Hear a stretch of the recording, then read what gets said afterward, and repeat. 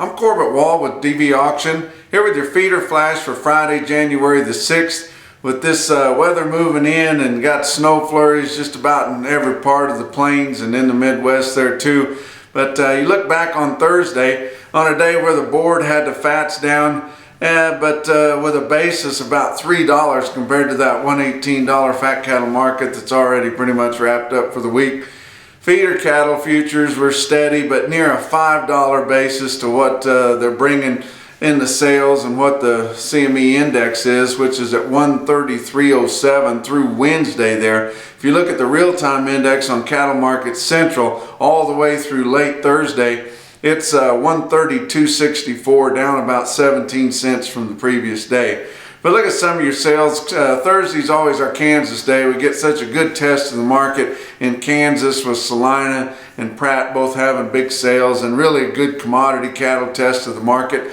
Look at your Cattle Market Central market report out of Salina, Kansas, Farmers and Ranchers Livestock there. Look at some quotes there, and I'll show you the quotes. I'll tell you what it was 2 weeks ago if you'll follow along with me on these 5-weight steers. This week they're showing 150.03. Well, right before Christmas there 2 weeks ago, there's 153.92. That's $3 to $4 lower.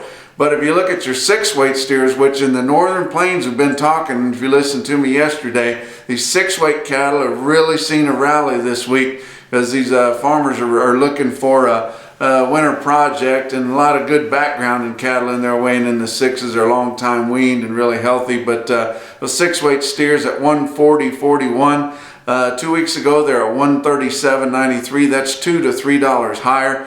Now if you look at your 7 and 8-weight cattle, 132.03 and 133.20 there. Both of those would be steady to $2 lower than the same time 2 weeks ago. And then lighter test, your 9-weight cattle, they're a foot lower or more than a foot. They're straight up $8 lower there on your weighted average, because there's just no way to reach that April board anymore for the hedging.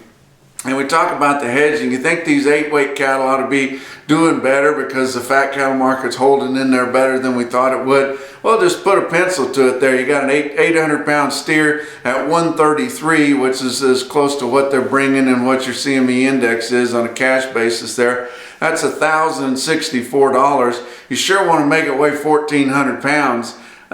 So that's 600 pounds there, and you figure your cost of gain. You know, everybody's got something different there, but if just for figuring sakes, let's go at 60 cents on your cost of gain, which may not cover all your costs, but it'll cover most of them. And you may not be able to feed a whole pen for that, but there's cattle in there that'll sure do it.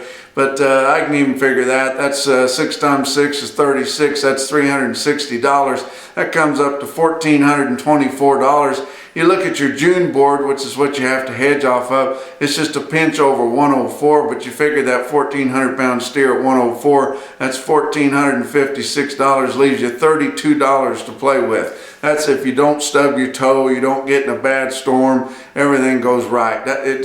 You can't really make that work, but you are seeing some of these pure hedgers diving into some of these 6-weight cattle, and they're just going to background them and cheapen them up that way by putting more of those cheaper pounds on them.